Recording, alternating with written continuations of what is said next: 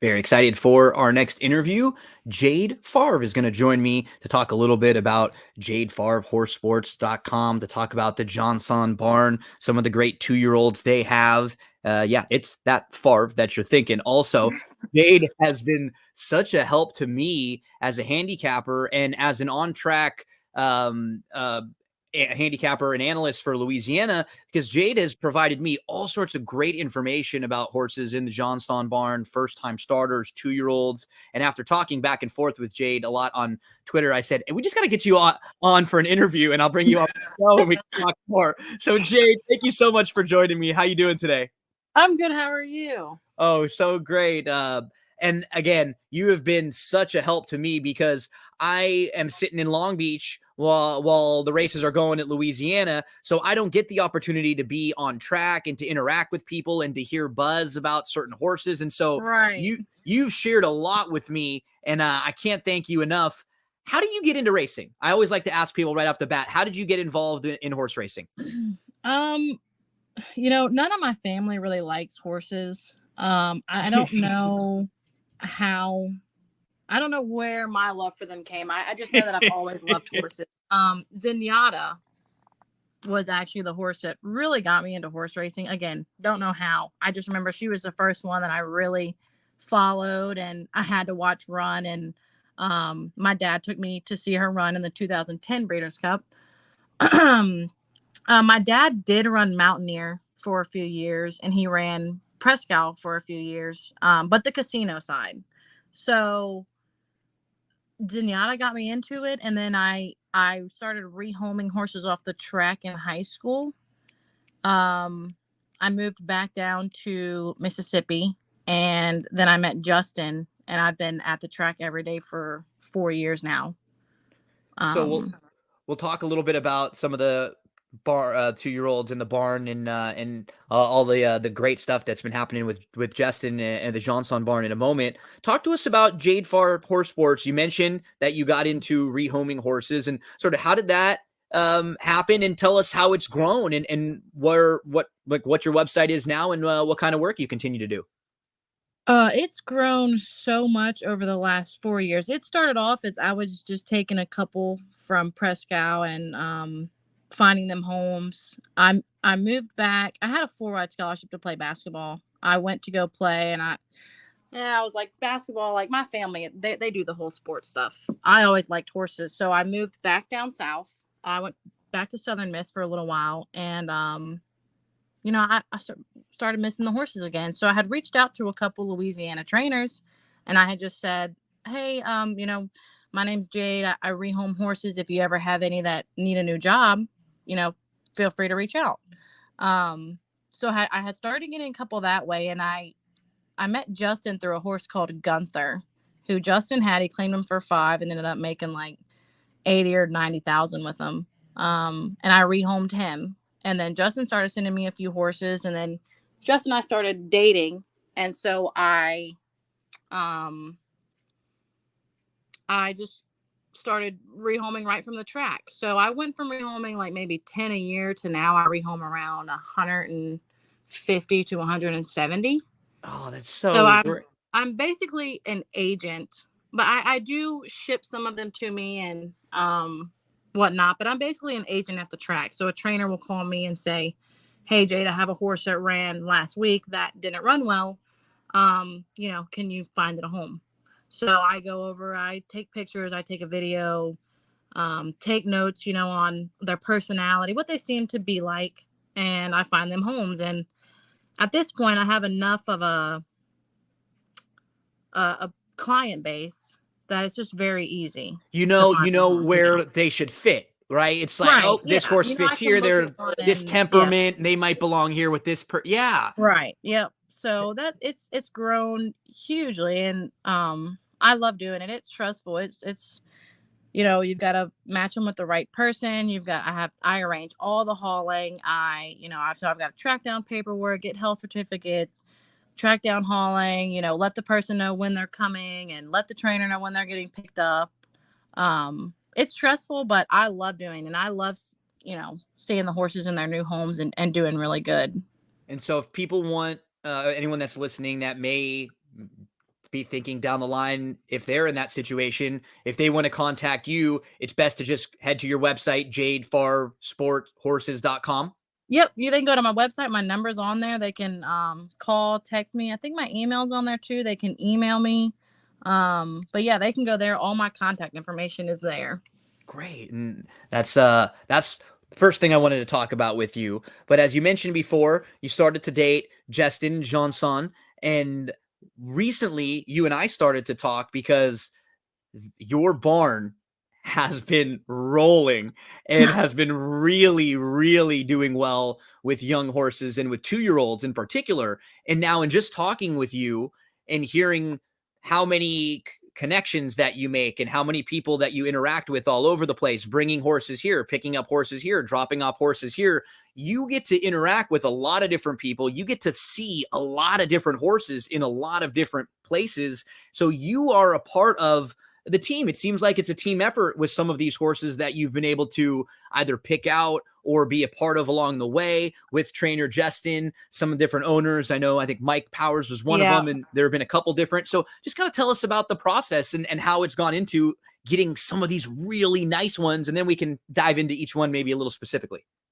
It definitely is a process. And Justin has always, since we've been together, he's always been good with the babies. And the babies are his favorite. He loves buying the yearlings. But recently we started going to the 2-year-old sales. And we this year we had like 20, I think, which is like way more than he's ever had before. But it's definitely a process. It's going to the sales, and he's not a person that likes to buy from the book. So he's not gonna want to pick up the book and look at the pedigree and anything like that. He likes going to look at the horses. I mean, all of his decent horses were back ring buys. I don't know if you know, but he bought Mr. Alscow for $1,000 at the Wow. Louisiana sale. He actually thought she was a colt. He didn't look at the book, and he thought she was a colt, and he bought her for $1,000. And all his friends were joking with him, like, "Hey, here comes that colt you just bought." So he looks at the book, and it was a filly. She didn't have much pedigree. I think all her other siblings might have made $50,000 together, and she was by Salute the Sarge. And she made a 750,000. Was a dominant stakes horse here. She ran a mile. She won 5 furlongs on the grass. I mean, she was just kind of unreal. And we bought one at OBS for 1,700 as a yearling that ended up being a stakes winner.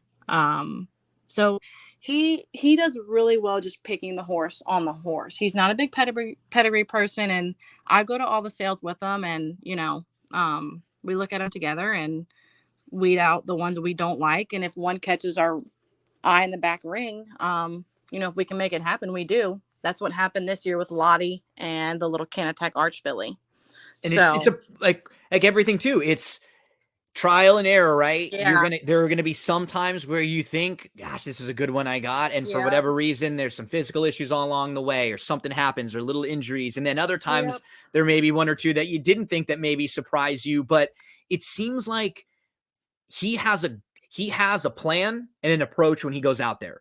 And that's what you absolutely. have to do when you go to one of those, because like you said, if everyone's looking at the books and is seeing the same things and everyone's making their notes on the same pedigrees, but if Yep. he can look at things when he gets out there, and maybe he's looking for things that other people might not be looking for, Right. just And slightly different stuff. so many people, like, he loves route horses, he loves grass horses, which most people in Louisiana are not looking for. They like Dirt dirt sprinters, sprinters. Yep. so he doesn't really care for those. I mean, you got to have them, and he always says, I got to stop buying these turf route horses. He's like, they don't, but he loves them. He loves the turf, he loves route horses. I think I don't know, he just has a way with bringing them along, and we don't really push them. We let them go at their own pace. When we work them, we're not sticking and driving. We tell the jockeys, just let them. I don't know if you watch the videos of them working, but Yep. you'll never really see them working them, sticking them and driving. Being It's just pushed really let them hard. do it. Yep. Let them do it on their own. Let's see what they got. And then, you get to a race, and you kind of know what you have when they're working. So if they're like really, really slow, he's usually ready to get rid of them. He knows usually from the first or second work, and he's usually always spot on. I mean, I've learned that. So Because whenever then you don't he end up wasting anybody's time, right? You right, can and put horses in it's a better spot for yeah, them, and you don't spend and invest a whole bunch of time for a horse who may not work out at the level right. that you're hoping for. Yeah, and it's so expensive to keep them in training. I mean, I think you have to be realistic. Like I bought a horse for my dad at OBS that he had a phenomenal walk. He was out of a Speightstown mare, and so I was like, well, that the Speightstown should add a little speed. So I bought him, and I think I knew the first work that he was not gonna make it, but I was like, you know what, we'll give him a couple works. And he did improve a little bit, but just not enough that I was like, it's not worth keeping him around for. I think he probably could have won as a 3-year-old, but it's like, how much money do you invest and time To getting a win or to get two. him there, to getting a win, and he was the fanciest thoroughbred I've ever seen. I mean, just unreal mover, which is really big for their next careers. And I was like, I would just never forgive myself if I kept on with them and something happened and he couldn't have another job. So I sent him home with a friend of mine, and she loves him, and she'll probably end up producing him to be an event horse. Um, and she's already gotten like 15 messages of people trying to buy him from her, even though she said, "Don't message me. This horse is not for sale." So he's one of those ones that he didn't work out, but if you kind of early on what they're going to be, or at least Justin does. I usually trust his opinion, and he said, in my opinion, I don't think he's really going to get any faster. He said, I think he probably could win as a 3-year-old, but it's just not worth keeping him around for a year to win, a race, probably at Louisiana Downs. So we've weeded out a couple 2-year-olds already, which we do every year. So he's very good at the process. So I'm just kind of a tag along, but I trust him usually what he says. And Jade does a really good job of posting videos too online. If you want to give her a follow at Jade Favre on Twitter, she'll post some videos of some of the horses in the mornings and just some workout stuff and cool, funny, silly stuff at the barn too. A really good follow if you're playing some of the Louisiana races and you want to see some of these horses in the development. And right now, I believe with the last 9 first-time starters that you've sent out, one of them has not been in the money. I think four of them have won. And in one of the races, you could have only won and finished second, which you did. You couldn't win that race twice. So you only possibly, I think, could have won 7 out of the last 9. You won 4 of them and finished second in another one with Can Attack Arch, Rap Artist, Mr. Sharpie, Naughty Lottie. Let's talk first about Lottie because she's actually entered this weekend, but you and I are talking on Friday. We were going to talk on Thursday, but you got about halfway to Ellis Park and had to make a U-turn because she was number 16 on the also eligibles list. So she's drawn outside and she has to get a little bit of luck in order to draw in. But wow, she is a nice filly. She is. We were halfway there, and we had been told the day before that they were looking at about 7 to 8 entries. And I had been watching all the nominations, looking at workouts and or other entries, or just trying to see where we were at. And I thought we had a shot to get in, but we were halfway there, and Justin's trying to get an idea of the numbers, and they were like, "Oh, there's 13 entries," and we're like, "Oh no," and it ended up being 16, and because she ran at Louisiana Downs and she's got the least money earned, she's 16th, but she actually has the second highest buyer of the whole field. The winner ran a 73 when it won. She ran a 71. Which is sort of like, in running for bigger money, it's like, she kind of fits and she could be competitive in there. Fit, and I think she would be competitive there. So it's very disappointing, but we're really hoping that we managed to get some racing luck and she can draw in. I mean, it's unlikely, but I'm keeping my fingers and my toes crossed. We'll do like a dance, maybe, and just that maybe people pick out different spots for their horses, right? We want to hope that maybe some people look, yeah, and are like, because they have the Prairie Meadows race 2 weeks after, and I'm thinking that will be an easier spot, so some of them might want to go there. If we don't get in, we're probably going to try to go there. I mean, that's not a definite, but I feel like that's the most logical at this point. So if she doesn't get in, probably going to Prairie. Just not 100% sure yet. We're still hoping we get lucky, but um, that filly, we bought her in April, and she didn't have a good work. She worked 10-3 out in like 35. She caught Justin's eye coming in the ring, and he was like, "Oh, what's that?" He looks. She's a midnight loot, which he's like, "I'm not gonna be able to afford her." We had 20 to spend. Um, so he kind of like just brushes it off. He's like, "I'm not gonna be able to afford her," after looking at the page. Well, sure enough, she gets in the ring, and we got her for 17. Um, I don't know if it was because of the work or first baby from the mayor. I don't know, but we got her home, and just so classy. I mean, you couldn't ask for a classier filly. I mean, she just goes to the track, loves to do her job, never gets goofy or silly, just very, very straightforward. Um, she started working with Mr. Sharpie and Layla Lee, who ran second the other day. Um, and it was pretty clear that she had a lot of talent. It takes a lot to get Justin excited. Um, like a lot. I can only remember him ever being excited about one other filly like he was about her. So it was really nice for her to kind of confirm Hmm. that feeling that he had about her. Like he knew she was something special. Uh, and she's been awesome. We're hoping that she's as nice as she seems like she is. I mean, you never know, but she seems like she's gonna be really, really nice. And she was the So first of the string of these yes, that one, and it was the next day that Mr. Sharpie yep. came to win. Tell us a little bit about him. I kind of describe Sharpie as like a teenage boy. Sharpie is not quite as focused as Lottie. Lottie is like all business. When she goes to the track, she's like, "This is my job. I'm doing this job." And she's just there for the job. Sharpie is kind of like, oh, like he's kind of like a dog, like, oh, squirrel, like, oh, ball, oh, this, that. Like Yeah. he's not quite as focused, and he's still a colt. So I just think he's going to be a little bit later than her. And I think he's taken more after the Bernardini side. I think he's going to be a little bit late. I think he'll like the grass actually. He's probably going to run. I think they're putting an allowance race on the overnight, and I think he's probably going to run at Louisiana Downs again, and see where we're at. And He might go to Prairie if Lottie doesn't end up getting in and she goes to Prairie. He might go to Prairie and run in whatever the boys races. I don't know. The girls is a debutante. I don't know what the boys would be. He might go there. So those are the two options for him. He's just going to be one that I think is going to be a little bit of a later bloomer.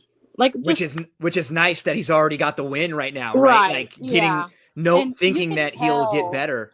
when he got to the top of the lane, you could kind of see that he got a little lost. And Guerrero said he got a little lost, like he didn't know what was going on. I mean, he was working with Lottie, so he had never won a workout before. So he had never He was like, "Yeah, hey, he what's was up kind of here? like, hey, I'm in where is front." everybody? I'm by myself. There's no one here. So he kind of got a little lost, kind of lost his focus a little bit. Um, but he's gonna be nice. He's just not as precocious as she is. And then you had Rap Artist get the victory. That was on July the 23rd. Tell us a little bit about Rap Artist. Little rap artist. We have his half sister who was a morning glory. She would outwork everything, and we were excited about her. And then first out, she just did not run like we were hoping. So rap artist, he wasn't really working lights out. He was just kind of average. So Justin's like, well, maybe he's the opposite of his sister. Maybe he's not going to really work fast in the mornings, but he's going to be all right for the races.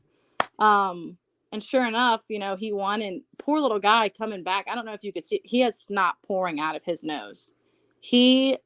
Well, I guess the race brought it all up.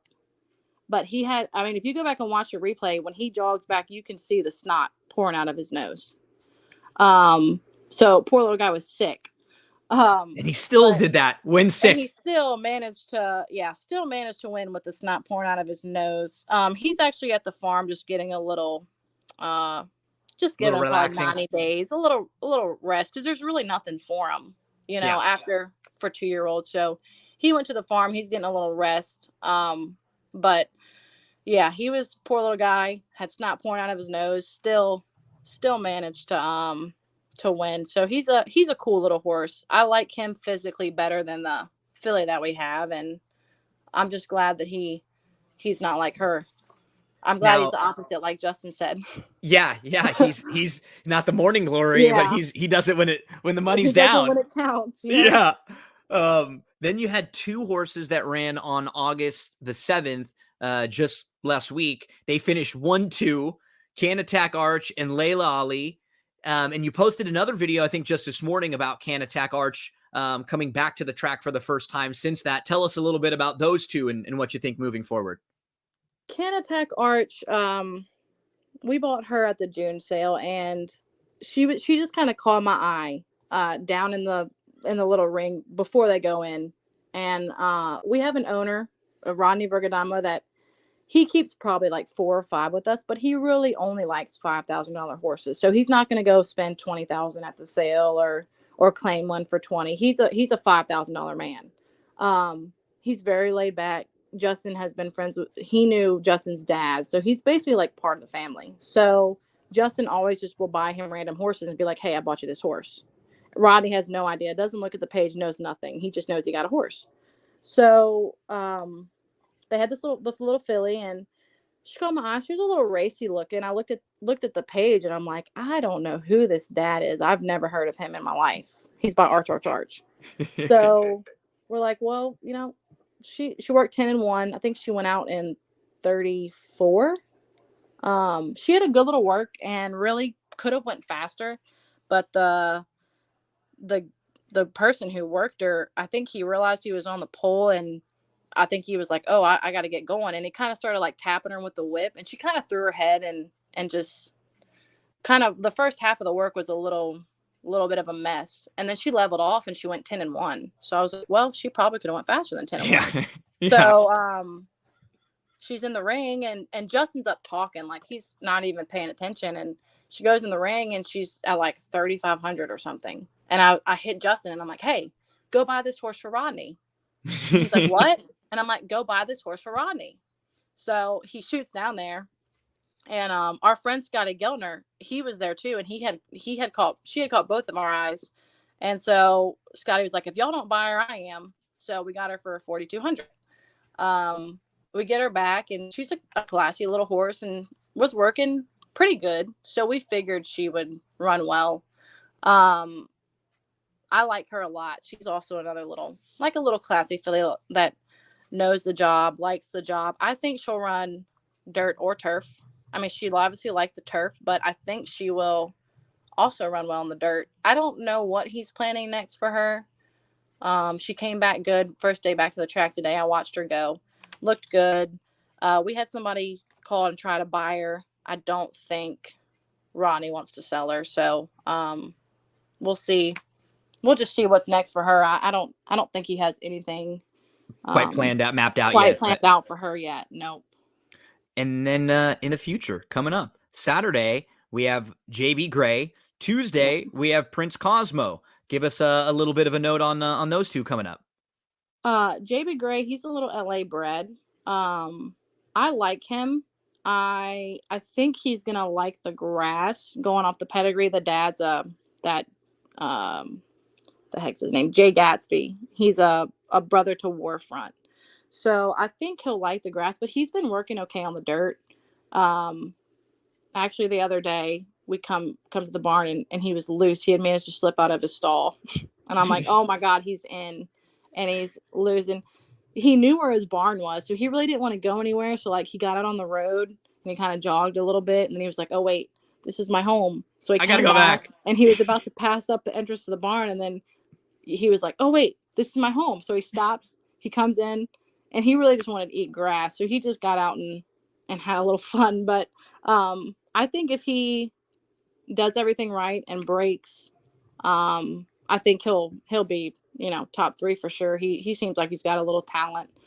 And Cosmo, I like Cosmo is Canatech Arch's workmate. He is very lazy. Um, like he's not one that's gonna run off with you in the morning, or he's just kind of like, yeah, okay, whatever. And then when work time comes, he knows what to do. He had a good work at the sale. He worked 10-1, or maybe 10-2. Um, I really like his pedigree. Love Kyra Prince.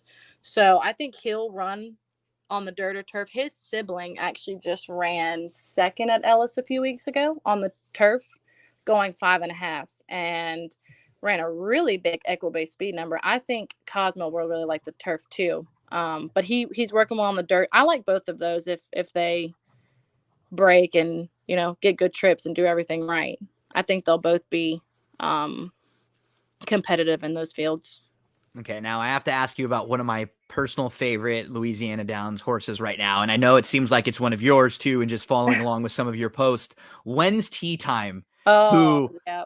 just is so good right now. And what's really impressed me about When's Tea Time, so this is a horse who has 8 straight exacta finishes, Yeah. has done like nothing wrong on the turf, has won 4 of the last 5. What impresses me is that, and I don't know if this is always the case, but when I'm watching horses and I see them start to show more positional speed and more Right. tactical speed, it just makes me think that they're becoming a little more mature and really figuring things out. He used to be more of a deeper closer, and now he seems like he can be placed like anywhere. He's showing a Yeah. lot more speed. He just seems like he wants to run. I'm so impressed with what you guys have been doing with him. He is very cool. We actually lease him, Picking Roses, and last year we had Sharpened Up and Princessa Anne. We leased them all from the guy that owns that stallion, Pomatini. Um, and they're Archie-breds, but they love the grass, which does not quite add up to me because there's no turf I know in it. Arkansas. So Ronald Arjuan, the jock agent, he asked if we wanted to lease horses, and we looked him up, and we were like, yeah. I mean, When's Tea Time? When you look at his 2 first races, we were like, those are not very good, but we said, hey, we're going to take him and give him a shot. We looked at all the other ones. They love the grass, so why not? So Tea Time came in. We ran him the first time. He ran second. And I don't, if you go back and watch that first time that we ran him, if you go watch a replay, he should have won that Yep. day. Yeah. He was weaving in and out of traffic, but he's very, very cool. Justin has done really, really good bringing him around. He's definitely figuring it all out, and he's very honest. I mean, you're gonna get the best effort from him. And Picking Roses is like that. Sharpened Up was like that. They're just very honest horses. They're gonna show up every race, and they're gonna run their race, and they just are very hard knocking, hard trying horses. So he's very, very cool to have in the barn, and we love him. He's been very good to us. And big fan of his. He just continues to show up and fire his best shot each and every time. So I asked you just for a few minutes. You gave me probably double that. But before I let you go, I have to ask you, how's Uncle Brett doing? I've seen you post about that before. I'm sure everybody asked you about that right away with your last name. But what was that like being in the family of someone who was such a big star? He's doing good. He mostly just travels, watches his daughter play volleyball. She's a year younger than me, so me and her are really close. But he's good. He's just living the retired life, and he's got 3 grandbabies that are boys, and he's very, very cool. And I am really grateful to him because when I moved down from Pennsylvania, I lived with him for like 6 months, and I went to Southern. And they've always treated me like one of their own. They take me on all their trips, and um, he's just a very good person. Really good to be around. And growing up, I have a lot of really good memories because of of him and playing. I remember we went to New York the one year. We went to Minnesota. I mean, I was young when he played, so I only remember the the later years. But I people always tell me, "Oh, he was my favorite to watch. He was just so fun to watch." And I go back and I watch, some of his best plays and stuff, and I can see how people would be so enamored Yeah. with just the way he played. It was for a Right, fan, if you're a fan of the team or just the game, the way he plays is what you want as a right, to root for. He never he always wants to and thinks he can make the best out of any situation. And he yeah, wants to try to get the first down, to score a touchdown any way he can. Even little things like, I think a lot of popularity from the movie, Something About Mary too. yeah. People know the name and just the funniest thing going around. So wanted to mention that and ask you a little bit about that. And thank you for sharing. And thank you so much for your time. You've given me over a half an hour now. I know you're busy because you're dealing with all the horses, and your weekend kind of got thrown out of Yeah, whack thrown with for a everything. loop. But we'll keep our fingers crossed and hope that we can see Lottie get in. And if she doesn't get in this weekend, we'll hope that we can see her maybe at Prairie Meadows soon or Yep. in another stake spot. And I'd love to get you back on again sometime soon when talk more about any of the horses out there, handicap some races, tell us that everything you have going on. I feel like you and I could have sat here and talked for like a couple hours going over Yeah, everything. You're so great. yeah, I'm guilty of that. I can talk about our horses all day. They're we're not like a lot of stables that they're just race horses. They're like Part of the my family. babies. They get treats, and I mean I spend a lot of time with all of them, and they're just they're very special to us. So I could talk about them all day every day. I do pretty much. So but I would love to come back on, and thanks for having me on.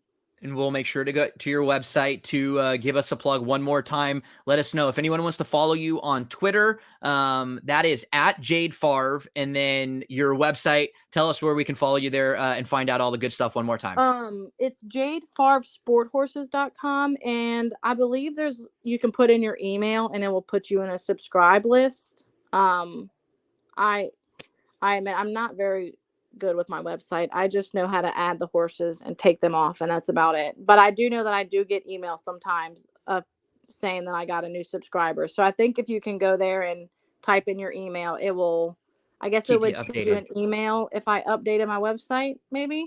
Yeah, keep But keep you alert as to all the yeah, goings on there. And you can reach out to Jade if you need any help with finding homes for horses, or if you have any questions there. And make sure to give her a follow on Twitter, and you can find out fun little tidbits, and you can keep updated on some of these really talented 2-year-olds that we've been talking about right here. I can't thank you enough. You've been awesome to talk to, and you've been so helpful so many times with me throughout the meet, just giving me tidbits and info, stuff I can share on the broadcast. Please tell Justin thanks for letting you come on and giving us such insight to the barn and being so open with everything. I really appreciate that. Love talking with people that are so open with everything. Like you said, it's a right. full-time family operation. We love hearing about the process of how the horses come together and the training and everything. And I think a lot of the people listening will really appreciate hearing how it all comes together. So thanks again, Well, Jade, so thank much. you.